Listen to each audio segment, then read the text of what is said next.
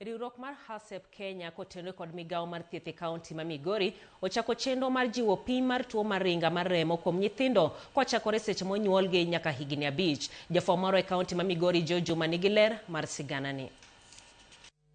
Kwan nyithindo ma nyuolo kod tuo maringa mar remo pod medre e kaunti ma Migori. Kalipot ma ogol kod migao mar thieth e kaunti ma Migori yango ni kwan ji maloga 2,500 sani odak kod tuo maringa mar remo e kaunti ma Migori. Apisa mochune kedo kod tuoche go mok gam ma ong'ere kaka non-communicable diseases e kaunti ma Migori Pololik wacho ni kwan ni bende koro pod nyalo bedo malo nikech mana kwan ji mathin osebedo ka koro dhi osiptende mar manyo chenro go mag pim. Mayudo ni tuo maringa mar remo ni osemedore kuom ndalo mosekalo chien ka ma sani wan gi ji 2,576 e kaunti waka.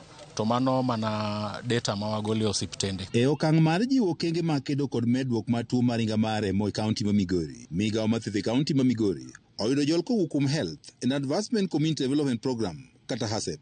We are going to have screening of children who are born so that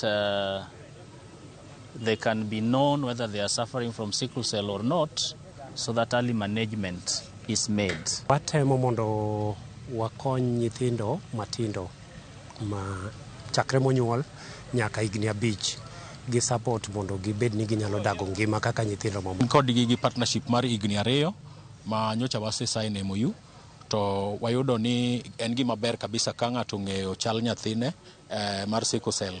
Omiyo bedo mayot mondo mi nyathini o celebrate the 5th birthday. Jako mar bodi mar HASEP Kenya Michael Linus Mbeko mane wuoyi kinde mane chaka yanga chenro ne osiptal duma Migori wacho ne gidhi chiwo gigo mag pim kod masinde mamoko manengo giloyo $40,000,000 makoro dhi konyo e chenro mag pimo tuono maringa mar remo kuom nyithindo. Wase source rapid test kits manyalo romo 25,000 and mano endo wa partner gi jok milongo ne Hemotype C ma en technology manyien ma pimno endo bedo maber kabisa moingo the kind of test kit magitiyo godo sani endi. Mbeko wacho ni okenge onego med jiw e kedo kod tuoni ka bende wacho ni piny owacho onego koro keto omenda moromo mar kedo kod tuoni. Moket ne sickle cell e counties ok nyal romo kata matin mar kedo gi tuo mar sickle cell.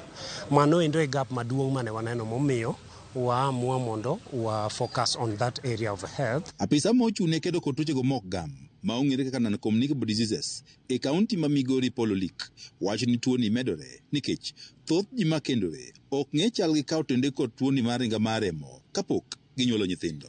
Wakwayo kabisa ni jonyuol obiyo yie mondo nyithindgi obed tested nikech en gima ji mang'eny ok ong'eyo kata chal gi mag sickle cell mare gi mar jaode. Yes, preventive best measures mag sickle cell gin kaka achiel kuom gi en pimruok kapok ji onyuomore, ma bende ayudo ka en bit of tall order.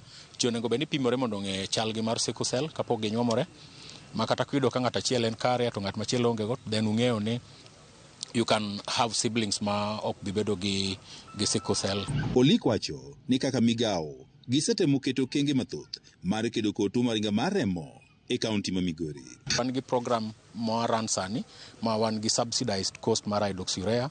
Once hydroxyurea oko ka e chemist ma oko gi en selling 70 pa capsule, mano capsule mar 500 milligrams.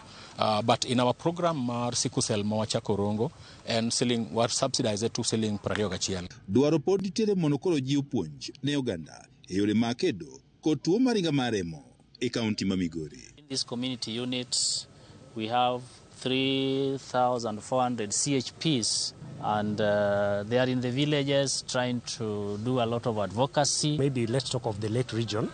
Tuadoka numbers go are so high. Mano emomiyo ne waamua mondo wa target 39,000 children in the first year mar operation. George Juma, Ramogi TV, Migori.